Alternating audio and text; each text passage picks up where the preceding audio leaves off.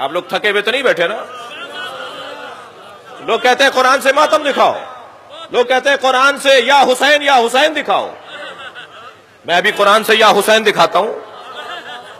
حضرت یعقوب روزانہ، ایک دن نہیں، محرم میں نہیں، 10 دن نہیں، حضرت یعقوب نے سال ہائے سال روزانہ ماتم کیا ہے.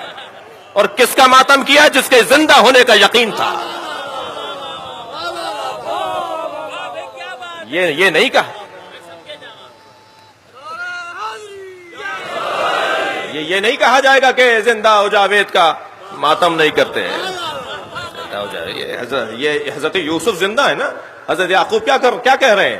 حضرت یعقوب روزانہ ایک ہاتھ زانو پر مارتے تھے، ایک ہاتھ سینے پر مارتے تھے، ایک ہاتھ سر پر مارتے تھے، اور سر پر، زانو پر اور سینے پر ہاتھ مارتے ہوئے کہتے تھے یا اسفا علی یوسفا، جسے آپ یا حسین بولتے ہیں. قرآن کی آیت سنا رہا ہوں نا میں آپ کو. یا اسفا علی یوسفا، یا اسفا علی یوسفا، ہائے میرے یوسف، ہائے میرے یوسف، یا یوسف، یا یوسف. کون؟ جو ابھی زندہ ہیں، جن کے زندہ ہونے کا یقین ہے. اور نہ صرف زانو پر، سینے پر اور سر پہ ہاتھ مارتے تھے حضرت یعقوب، بلکہ وَبْيَضَّتْ عَيْنَاهُ، اس کی بعد والی آیت، وَبْيَضَّتْ عَيْنَاهُ فَهُوَ قَدِيمٌ. اور اتنا روتے تھے ماتم کرتے ہوئے کہ رو رو کے حضرت یعقوب کی آنکھیں سفید ہو گئیں. اور قرآن کیا کہہ رہا ہے؟ فَهُوَ قَدِيمٌ. اور یعقوب صرف کاظم نہیں تھے، قزیم تھے. اور فرمائیں گے بھائی تھوڑی دقت بڑھائیے اپنی جی. ایک ہوتا ہے صابر، ایک ہوتا ہے صابر، ایک ہوتا ہے کاظم. صابر اور کاظم میں فرق ہے. کاظم برداشت کرنے والے کو کہتے ہیں، اور کاظم میں بھی انتہائی برداشت جب آ جائے تو اسے قزیم کہتے ہیں.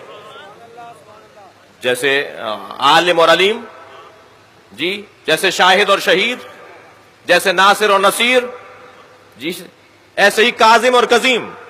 کاظم اسے کہتے ہیں کہ جو انتہائی برداشت رکھتا ہو. اب یہاں رو رہے ہیں، ماتم کر رہے ہیں، سینے پہ ہاتھ مار رہے ہیں حضرت یعقوب. قرآن کہہ رہا ہے کہ یہ سب سے زیادہ برداشت رکھتے تھے. یہ کیا مطلب ہے اس کا؟ ذرا آپ کی توجہ چاہوں گا.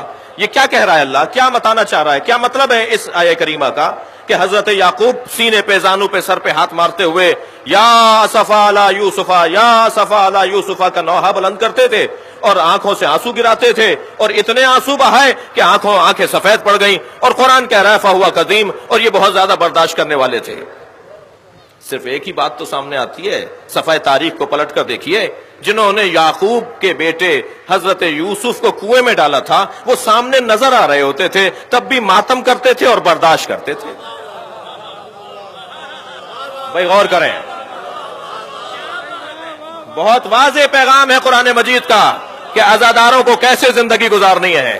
خبردار خبردار، جنہوں نے اہل بیت پہ ظلم کیا وہ سامنے آ جائیں یا ان کے چاہنے والے سامنے آ جائیں، تم اپنے ماتم سے ہاتھ نہ اٹھانا.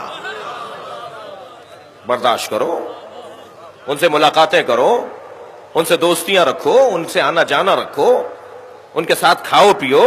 بھائی اور کتنا پیغام واضح ہوگا؟ قرآن ہمارے لیے رہنما ہے یا نہیں ہے؟ قرآن کہہ رہا ہے کہ یہ ماتم بھی کرتے تھے، روتے بھی تھے، فہو قدیم، اور برداشت بھی کرتے تھے. کس بات کو برداشت کرتے تھے؟ ان بیٹوں کو روزانہ دیکھتے تھے جنہوں نے حضرت یوسف کو کنویں میں ڈالا تھا، مگر اپنے بیٹوں کو اپنے گھر سے نہیں نکالا.